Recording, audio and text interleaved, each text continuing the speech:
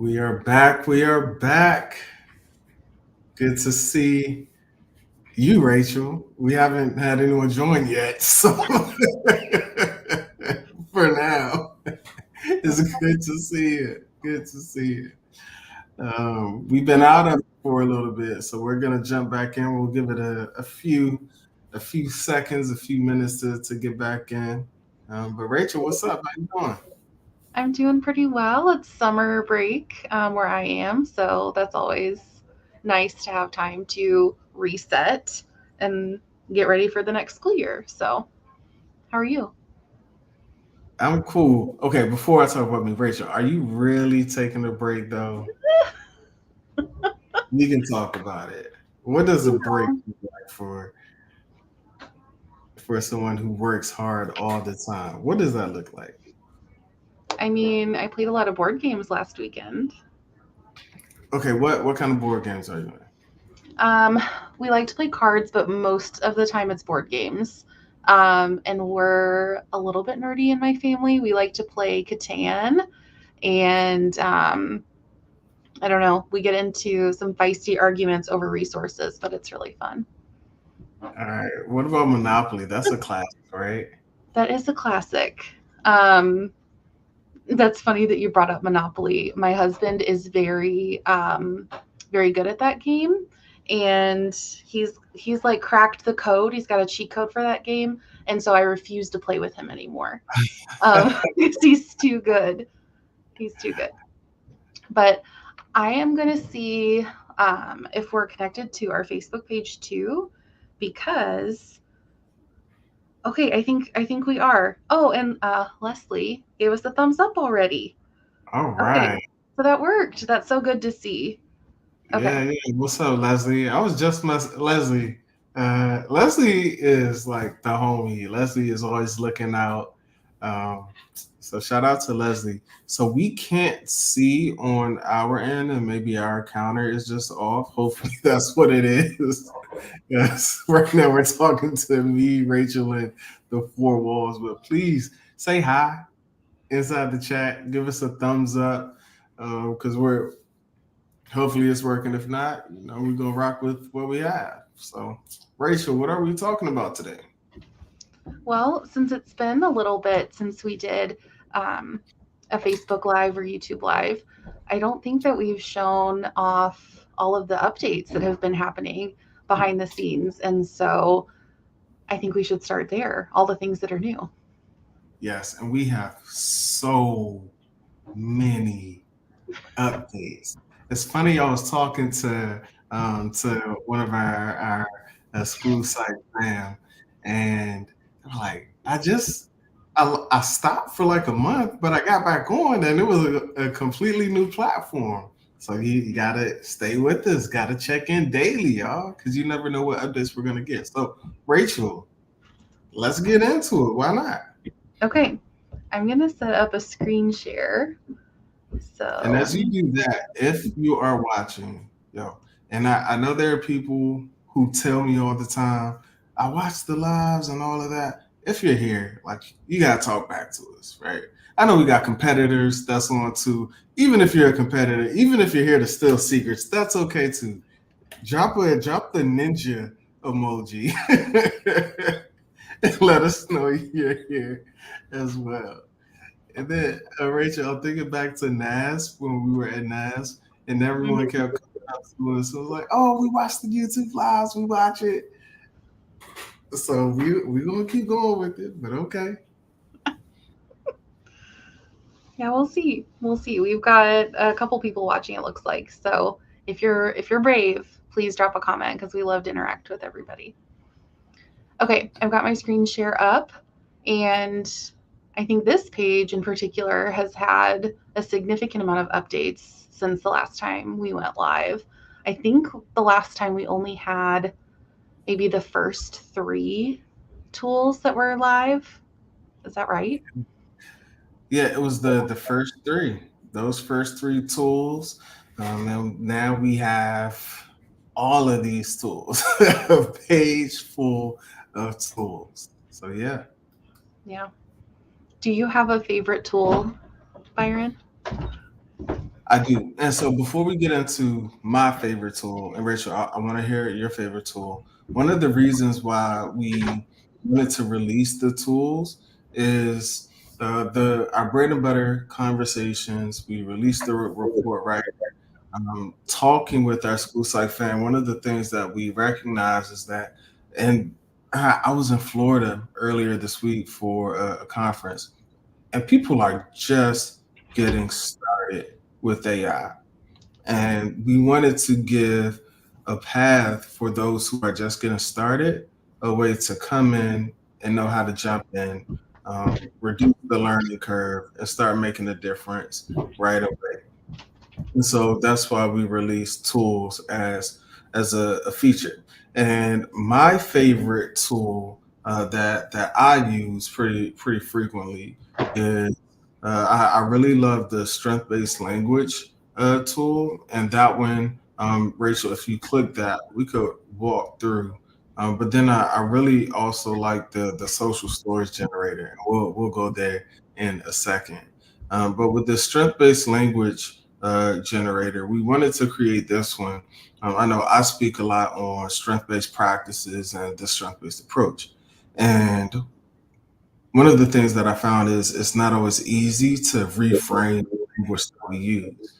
And so we wanted to create a tool. This is a great example of the use of artificial intelligence and these large language models to rephrase language, to reframe. And so, as an example here, Sally still struggles to keep up with her peers in ninth grade. She often appears disinterested in material and rarely participates in class discussions. Her homework is consistently incomplete, and her test scores reflect lack of understanding of the basic concepts. I'm concerned that she just doesn't have the motivation or the ability to succeed at this level. All she does is draw in class. Look, some of the responses that I've seen that I get is even more deficit focused. This kid is bad. This kid is terrible, just like his brother, sister. That's all things I heard growing up, right? He talks too much. He's too energetic. Can't concentrate. But he could get up and tell an amazing story. And so we wanted to take this. And then you click generate, and then it generates that language, and we see what we have. It sounds like the student has a strong interest in drawing. Right away, it's reframing that, which can be a great strength to build upon. And then it goes through, pause to read. As you can see, it gives you some of the educational implications and what this looks like inside of the classroom. Then really gives you a overall closing. You know why it's important to shift to the strength based philosophy and mindset, and how to do that. So, Rachel, anything you want to add to that? Just that I am really grateful that this tool exists because, especially on some of the comments on some of the rating scales where there's additional comments, sometimes, and they're authentic responses from the teachers, but sometimes they are negative. And so, as a practitioner who tries to be strength based, I really like this because I could drop those in and maybe rephrase it a little bit, and make it more positive and, yeah, celebrating areas of interest rather than only concern. So I like it a lot. Yeah, I love it. So, Rachel, yeah, this is a really funny moment. Rachel and I were on calls often. She always asks me if I hear her dog. I never hear her dog. Is that your dog now? He's walking around, yes. Oh, he's on a mission. He's like, listen, they gonna hear me today. What's your dog's name? Her name is Lima, and Lima. yeah, she's a lab, and I love her. But yes, she's in full play mode right now. So I love it. I love it. If you're watching, let us know, what do you think of Lima? What do you think of the strength based generator? Let us know if there's a tool that you would like us to try. Just drop the name of the tool inside of the chat, and we'll get to it. So, right now, this is one of the ones that I really like the most. Rachel, what about you? So I think it has changed for me over time, but one of my favorites is actually the readability assistant because that was almost I think that was the first thing that I dabbled in when chatbots kind of arrived on the scene was how can I take my reports and make them more accessible. And so now that we have our own tool, I really like it because I can drop in, let's say, let me grab this. This is just from the sample um, whisk report that's online. But if you have all of this text that's full of, all of the jargon, and it's not as accessible to especially parents and families, and sometimes even teachers. Like, this is really cool because it's very in depth. This is what we understand, but in terms of accessibility, it's not the best. And so being able to say, okay, here's the text that I have, and I'd rather it be at a sixth grade reading level, and then it gives me feedback. And what's really cool is it gives kind of that Flesch Kincaid readability score. It gives some ideas for how you can make your reports more accessible. So I really like that this is a tool that we have because accessibility is so important to me. So here's what you get. So like I said, the Flesch Kincaid score, there's some other things in here too. Um, this text has, a high score, indicating that it's challenging to read and understand. And so here's some suggestions to improve the readability. And then boom, you've got 6 different ideas. And then here is that same text rewritten for the grade level that you indicated. So just such a cool tool for accessibility. And then we see we got a comment about accessibility, which is important, from Sharia. Says, people first language is amazing. Thank you for sharing, guys. Awesome. And thank you for being here with us as well. We know that accessibility is important. And we know that, especially with our evaluations, we're writing most of that. I remember when I was in graduate school and our professor asked us, at what level do we think the reports that psychologists write, what grade level?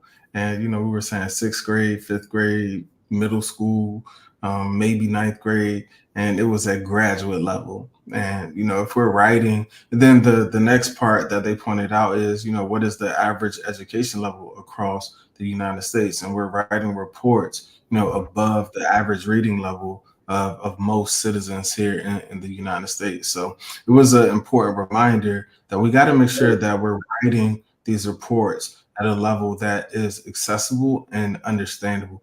We spend so much time on these reports and writing reports, and if the families that we work with, like, we don't want them to struggle to understand what we're talking about. So accessibility across all our tools is super important. And with that, Rachel, one of my next favorite tool is super simple, the IP jargon interpreter. Yo, there is so much jargon that's out there, and not even just jargon, different acronyms and things from district to district, state to state. And so we wanted to create this jargon interpreter to help us make sense of the common jargon that's out there. So, Rachel, if you just let's type in IEP and let's see what comes up. Okay. Type in IEP, hit define jargon, boom. An IP is a legal document outlining specialized education and support for students with disabilities tailored to their unique needs. Super simple, understandable. Let's do 504.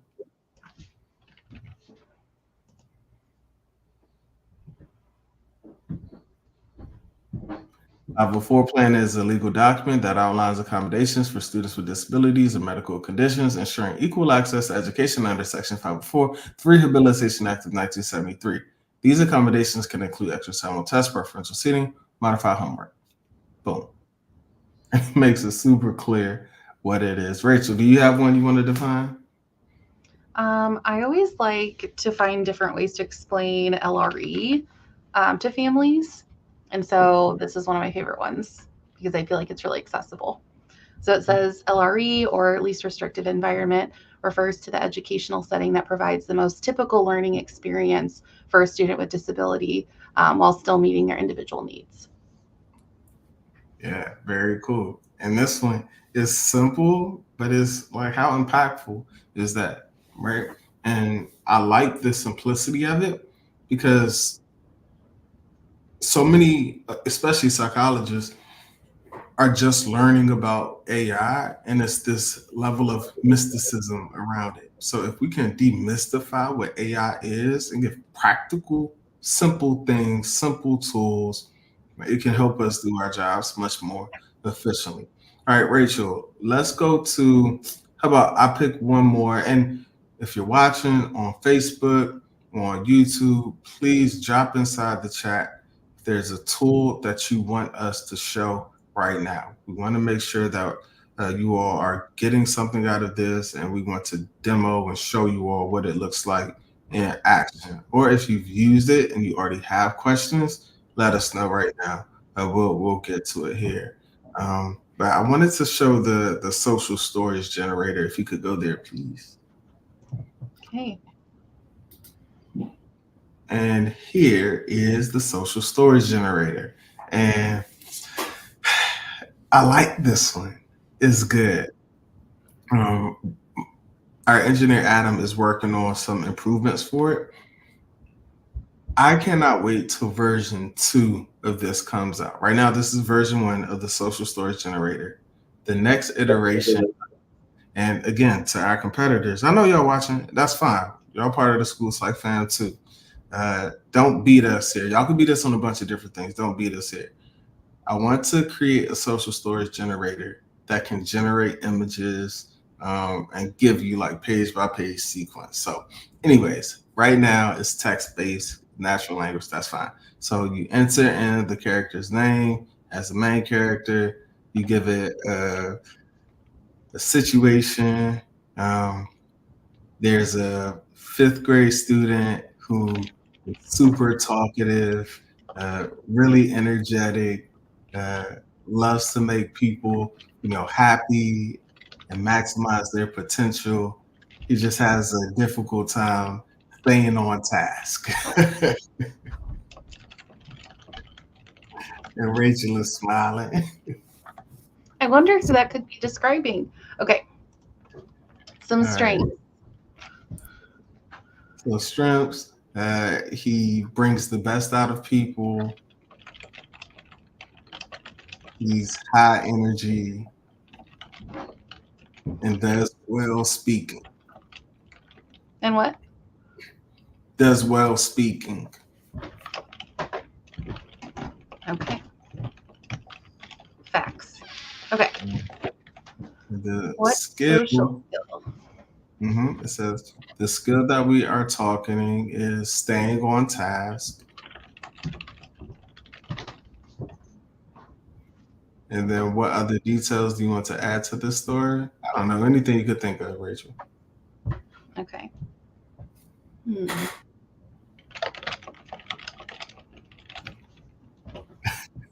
That's a good one. He likes to sing. And then we generate social story. And this is all in real time.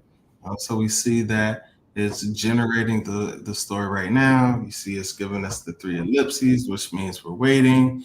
And then boom, it gives us, okay, so one of the things that we had to do was to generate some code. Because this is in real time, we see that it's giving us that code back.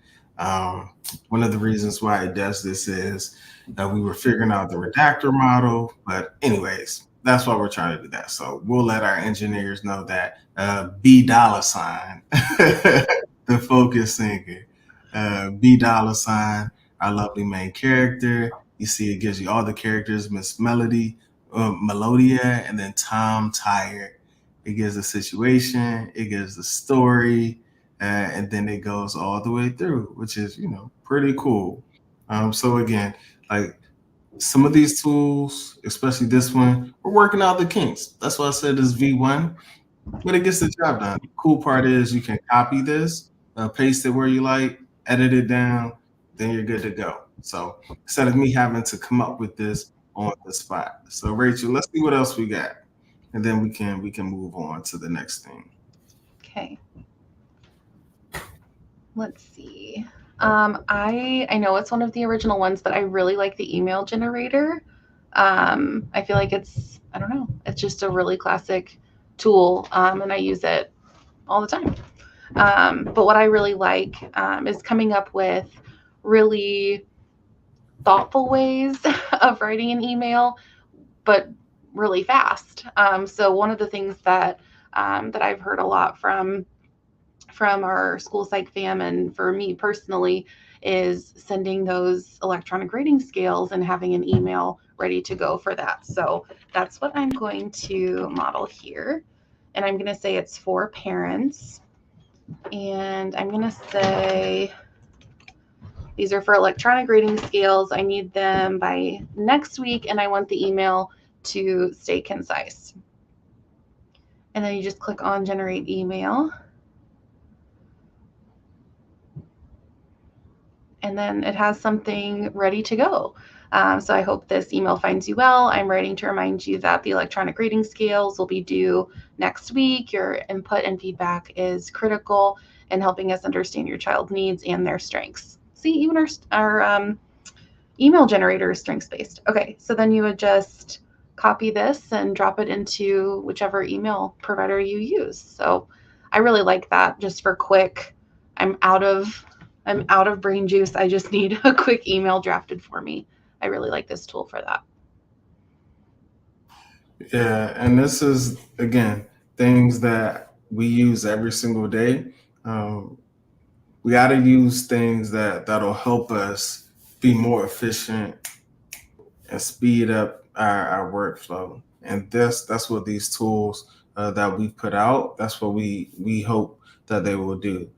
Give us feedback. Let us know what tools you love. Let us know what tools can be improved upon. And if you have ideas, I love a good idea, especially an idea that can be executed and that can help other people. So if there is a tool that you would love to see, you can put it inside the chat. You can let us know on Facebook, social media, email. Let us know, and we'll make sure that we get that going for you.